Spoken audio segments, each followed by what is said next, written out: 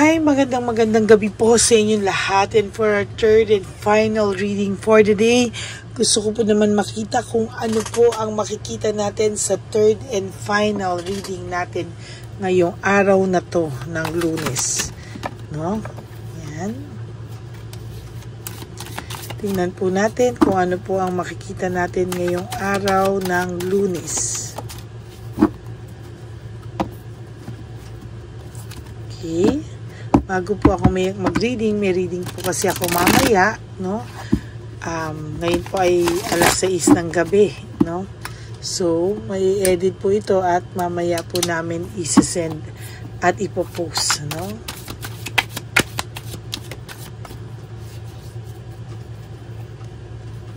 Pili po tayo ng 10. 1, 2, 3, 4, 5, 6, 7, 8, 9, and 10.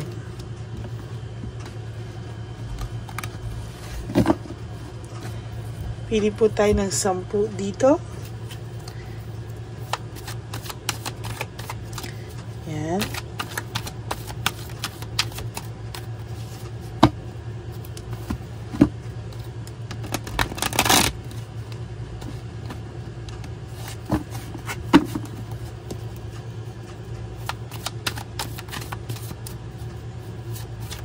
Okay. Pili na po tayo ng 10.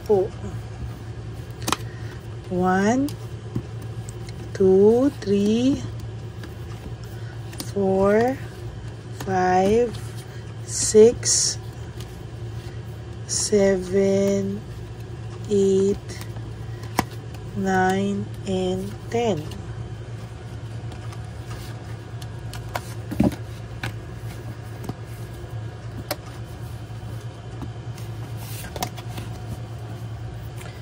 Okay, huwag niyo po ito i-skip kasi dito po tayo kumukuha ng energy.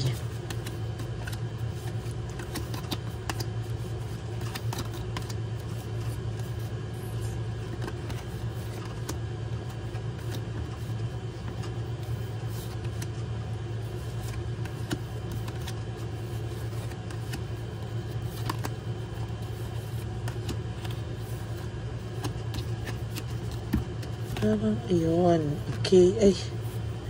Ayan. Okay. Game. Ano po ba ang makikita natin? Naku, may hatred and maliciousness. For your first card, it is all about hatred and maliciousness. Maybe the third party po ay may galit na pong nararamdaman.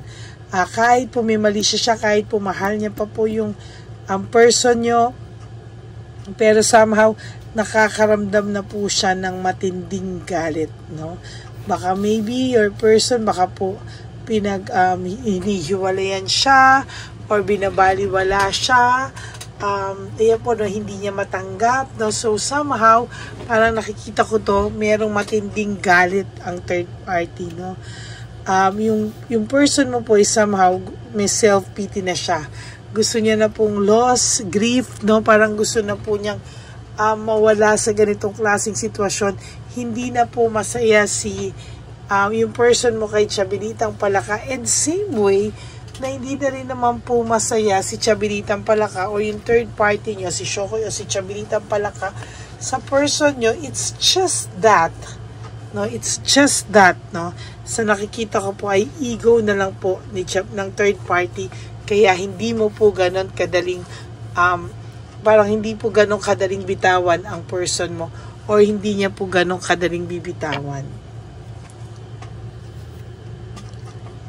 Sa nakikita ko po, no, nagsiselos po ito, or ayaw niya po nakikita talaga na may abundance ka, na meron kang magandang buhay, na meron kang buhay na masasabi ko po talaga na ayaw niya pong makamove on ka talaga sa kanya, no?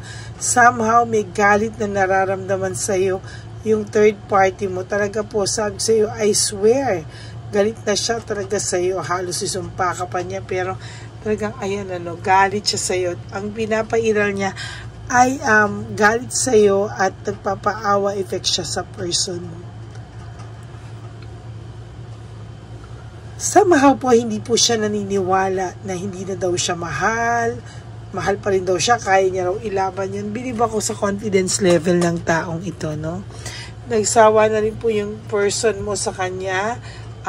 Parang ngayon, kung ano mga pinagkagawa nila escapades, pinagkagawa nila mga sex life nila, hindi na rin po kinikilig ngayon yung iyong person. Somehow, may disappointment na po siyang nararamdaman, may pagkasawa na rin siya. Mabilis po, no? Mabilis talaga.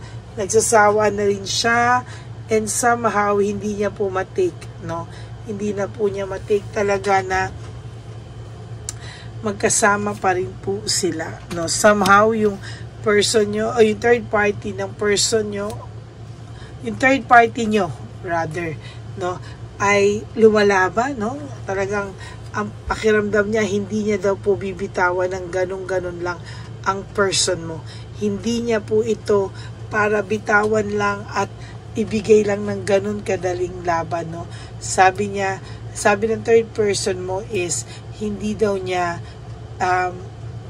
kung magpapakawalan just like that, no? Yan, no? Gusto niya pakita sa iyo na may fulfillment sila, na masaya sila, na nag-aalagaan sila. But the truth is, hindi po talaga, no? Talagang hindi po talaga. Meron po surprise na darating sa iyo nang hindi mo akalain. For some of you, meron po magpaparamdam, pero hindi mo rin kasi magugustuhan, no? May magpaparamdam sa iyo pero hindi pa rin po, dahil parang kang kabayo, parang nakaganito sa dalawang gilid na mo yung person mo, no? Parang doon ka lang talaga nakatingin. Yun lang talaga ang pagmamahal na gusto mo, no?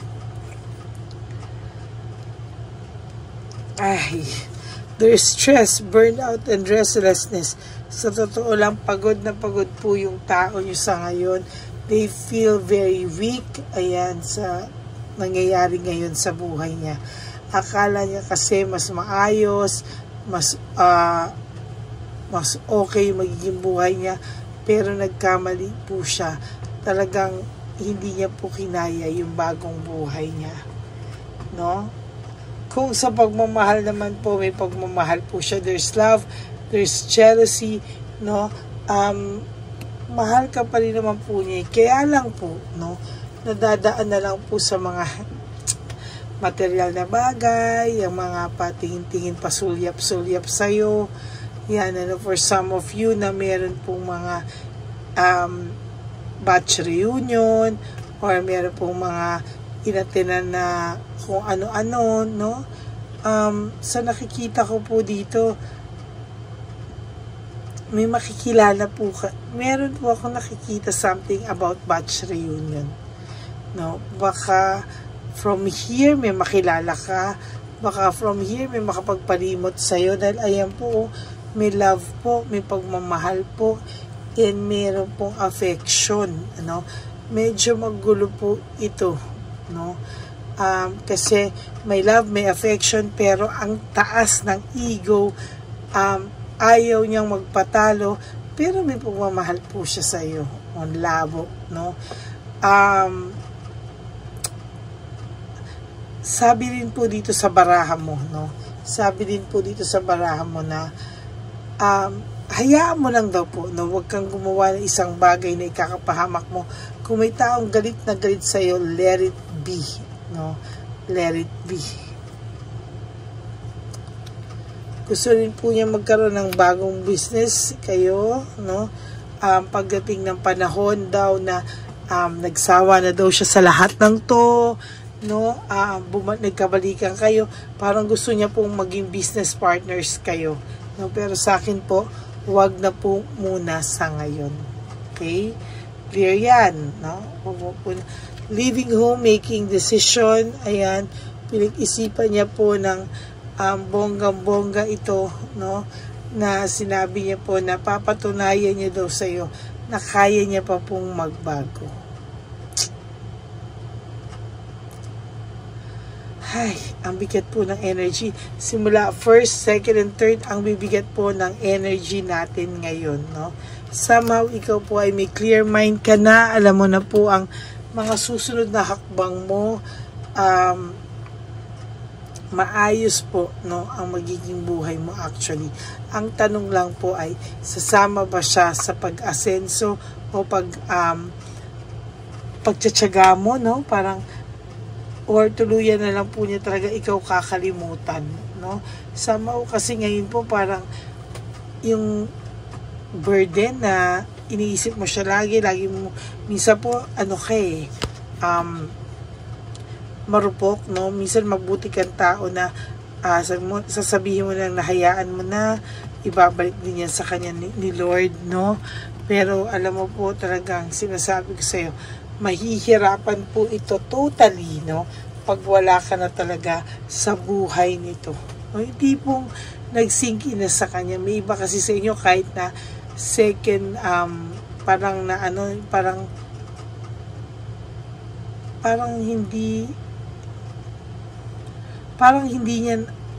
hindi niya na po talaga alam, no?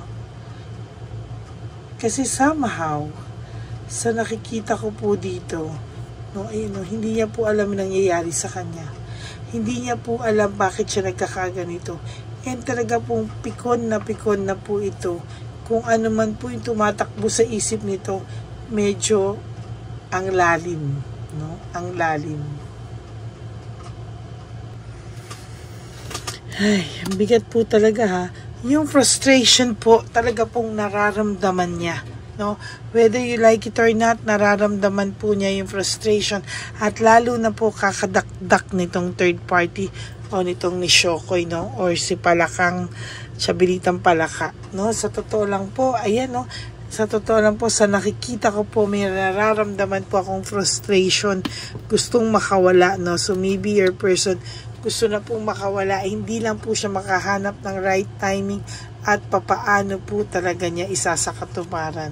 Sudden awareness, choosing happiness, pinipili ka po ng person na ito, and somehow, hindi lang po niya maisakatuparan sa ngayon, pero darating po ang araw, makikita mo po lahat ng sinasabi ko at masasabi mo po sa sarili mo, ito na yung tadhana, ito na yung araw at oras na itinakda kaming dalawa. Yan, no? Ay, nako. There is insecurity, no? Talaga pong insecure sa'yo yung third party. Why? Kasi po marami ka pong nagawa na hindi niya nagawa. And super hinahanap-hanap ng tao mo. Person mo. Alam naman po niya na, sinasabi niya sa sarili niya na, ikaw pa rin sa huli, no?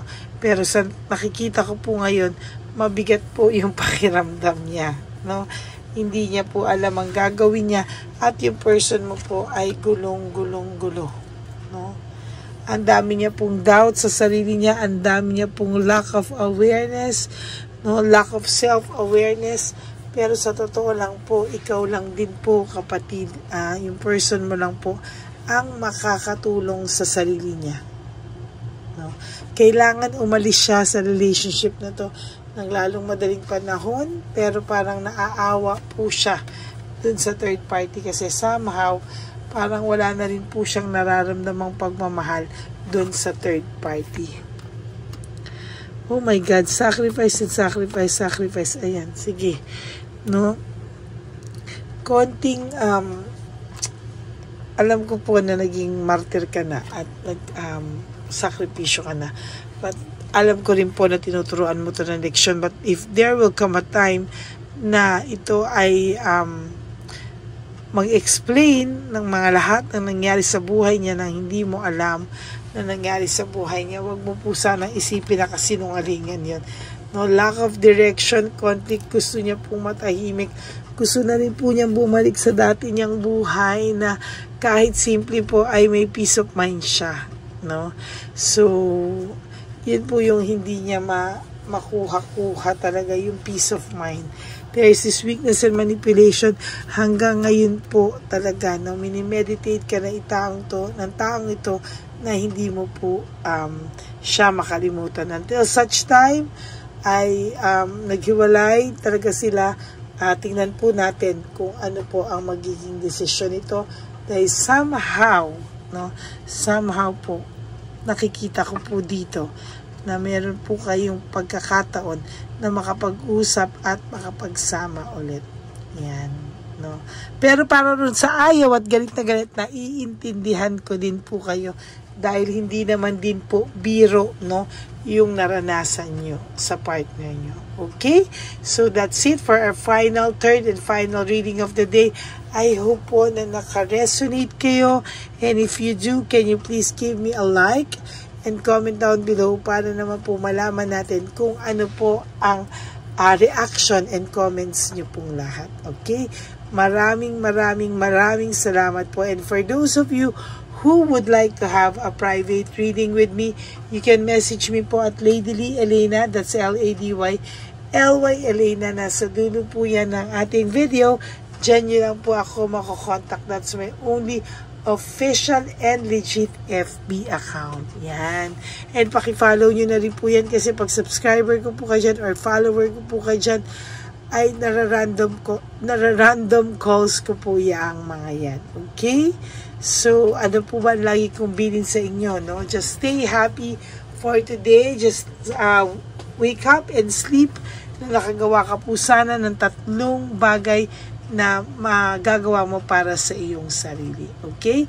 God bless you all, and sabi ko po, have a happy heart. Just live one day at a time. And life is too short po. No, life is too short. Don't make it shorter by stressing yourself from all the pains and heartaches na binigay sa inyo ng kahapon.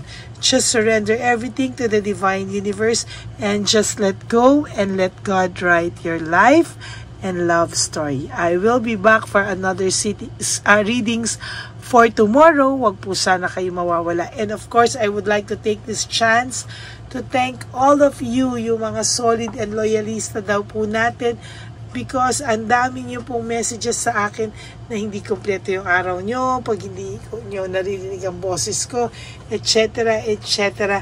I am very honored and happy po, and salamat po talaga. I'm very grateful po sa inyong lahat na patuloy na loyal at solid Lady Elena, friends, family, and subscribers. I love you all from the bottom of my heart. Love na love ko po kayo. Okay? So, ayan po, no? Babalik po tayo ulit bukas. Good night, everyone, and I love you all. Bye!